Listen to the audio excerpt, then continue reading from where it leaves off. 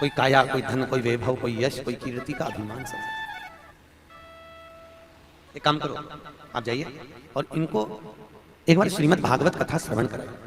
उद्धव जी जब भागवत लेकर चले ना तो सीधे गोवर्धन पर्वत की तलहटी पर पहुंचे और कुसुम सरोवर के पास में उद्धव शिला के नजदीक में भगवान उद्धव जी महाराज ने भगवान कृष्ण की 16,108 रानियों को श्रीमद् भागवत कथा सुनी।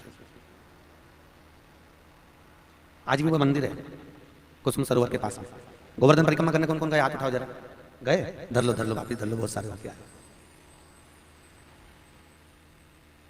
गिरिराज बाबा की अगर परिक्रमा करने जाओ तो कुसुम सरोवर आता है। कुसुम सरोवर का एक गेट इधर और एक गेट इधर, तो जो इधर वाला गेट है उससे जब अंदर की ओर आप जाएंगे तो आगे जाकर आप देखेंगे तो उद्धव मंदिर आएगा। उस उद्धव मंदिर में बैठकर भगवान उद्धव जी ने 16,108 रानियों को श्रीमद् भागवत कथा सुनाई थी। और रानियां इतनी रोई कि वो रोते रोते उनके आंख के अश्रु से पत्थर पर भी पानी के बहने के निशान हो गए थे। आज भी उस मंदिर में आंसुओं के बहने के निशान। पूरे भूमंडल पर एक जगह ऐसी है कि उस मंदिर में आज भी पत्थर को कितना भी पोंछ दो परंतु वहां के पत्थर आज भी गीले की गीले ही रहते हैं, क्योंकि भगवान कृष्ण की रानियां रोई थी। वहां के पत्थर आज भी गीले। कई कई जगह, कई कई भूमि, कई कई स्थान ऐसे होते हैं जहां दर्शन का भाव जागृत होता है।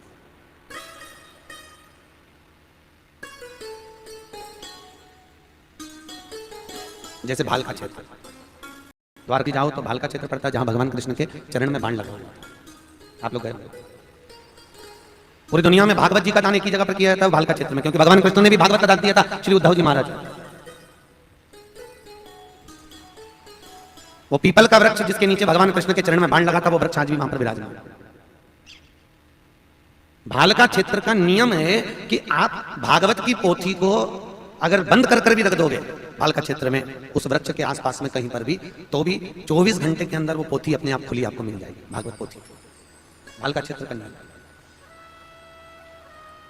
जैसे द्वारकापुरी के नजदीक में गोपी तालाब भेंट द्वारका के बीच में पड़ता है, द्वारका और भेंट द्वारका।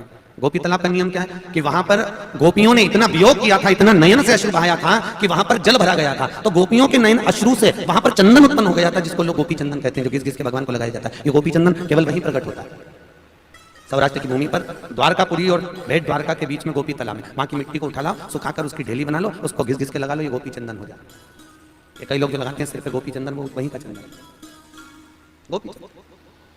जैसे मनाली का बिजली महादेव, पूरे भारत की भूमि पर पूरी दुनिया में एक महादेव ऐसा है बिजली महादेव मनाली में, जहां बिजली महादेव पूरे मनाली में कहीं बिजली गिरती है तो बिजली महादेव के ऊपर गिरती है। और बिजली महादेव का छोटा सा शिवलिंग बिजली गिरते से टुकड़े टुकड़े हो जाते हैं, और इतने छोटे छोटे टुकड़े उस बिजली महादेव के हो जाते हैं। तब उस मनाली में रहने वाला एक ब्राह्मण परिवार, जिसके घर में कभी कोई पूरा ही पैदा नहीं हुआ, कोई हाथ से विकलांग, कोई पांव से विकलांग, कोई आंख से विकलांग, कोई कान से विकलांग, कोई शरीर से कुछ ना कुछ विकलांग पैदा होता है। तो वहां एक वृद्ध व्यक्ति है जिसके घर में वहां पर सब विकलांग ही पैदा होते हैं। तो वो विकलांग व्यक्ति पूरे मनाली से मक्खन मांगता है और माखन को मांगकर ऊपर चढ़ता है, और ऊपर चढ़कर एक एक टुकड़े को बीनकर मक्खन से जोड़ता है। जोड़ने के बाद उस पर जल चढ़ा देता है। उसके बाद हाथी की सूंड से भी तोड़वाओ तो बिजली महादेव टूट नहीं सकते, इतने पक्के हो जाते हैं मात्र माखन से जुड़ने।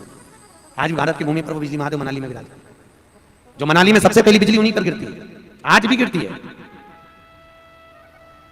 बिजली महादेव। भगवत तत्व का लोग हमसे कहते हैं महाराज भगवान की कथा का क्या फायदा है, क्या लाभ है? हम जो कथा सुनता है वो भी मरता है, जो कथा नहीं सुनता वो भी मरता है, जो भजन करता वो भी मरता, जो भजन नहीं करता, अरे बोलो तो, वो भी मरता। जो मंदिर जाए वो भी मरे, जो नहीं जाए वो भी मरे, जो तीर्थ जाए वो भी मरे, जो नहीं जाए वो भी मरे। तो फिर मरना ही है तो फिर भजन करके क्यों मरे? सारी इतनी दुनिया भी तो है, वो भी तो जा रही है, हमको क्या करना?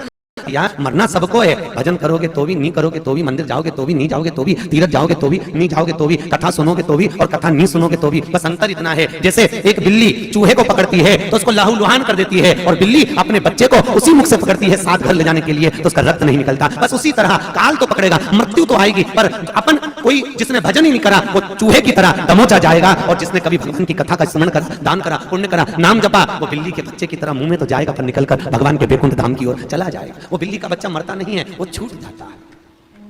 मरना सबको है।